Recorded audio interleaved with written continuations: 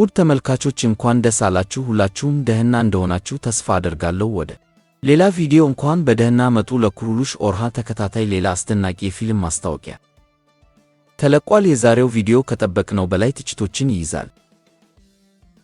እናም በዚህ ላይ ከእኔ ጋር እንደሚስማሙ እርግጠኛ ነኝ። ቀደም ብዬ እንደገለጽኩት በዚህ ጊዜ 3 ተጎታች ቤቶች ይለቀቃሉ ተብሎ ነበርና የሆነውም በትክክል ይኸው ነው። ይሁን እንጂ የፍላቪየስ አንድም ትዕይንት አልታየም። ይህ ማለት የደጋፊዎች ስሜት እንደመጫወት ነው እና ተከታታይ ድራማው በፍላቪየስ እንደተደገፈ የሚያሳይ ምልክት ነው። አለበለዚያ ተከታታይ ዝርዝሩ አይሳካ። ፍላቪየስ ያልታየበት ምክንያት ምስጢሩንና ድንጋጤውን ሕያው ለማድረግ ነው። ምክንያቱም ቀደም ሲል አንድ ዋና ገጸ ባህሪ ችግር ውስጥ በነበረበት ጊዜ በመጀመሪያዎቹ 2 የፊልም ማስታወቂያዎች ላይ ባይታዩም እንኳ በሦስተኛው ላይ በእርግጠኝነት ይታያሉ። በሌላ በኩል ደግሞ ኦርሃን ቤይ በፋትማ ላይ ተቆጥቶ ግዛቱ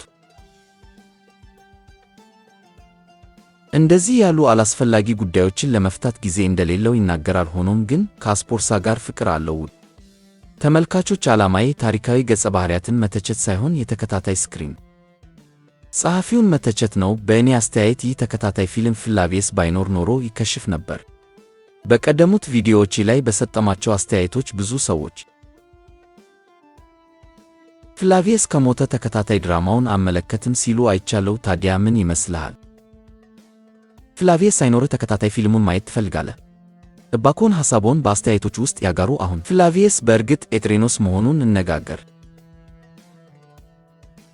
አንዳንድ የታሪክ ምሁራን እንደሚሉት ኤድሬኖስ የባይዛንታይን ግሪክ ዝርያ ያለው ሲሆን በኋላም ወደ እስልምና ተለወጠ። ሌሎች ደግሞ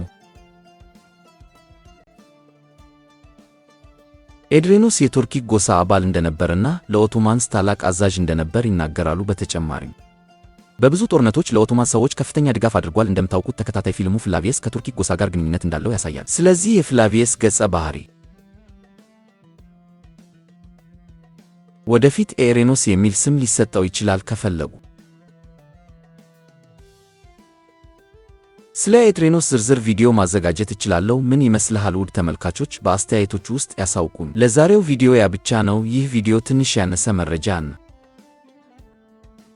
ትንሽ ተጨማሪ ትችት እንደያዘ አውቃለሁ። ይሁን እንጂ እነዚህን ጉዳዮች መወያየት አስፈላጊ ነበር። በሚቀጥለው ቪዲዮ እንገናኝ። ራሳችሁን ጠብቁ፣ በጸሎታችሁም አትርሱን። እግዚአብሔር ከእናንተ ጋር ይሁን።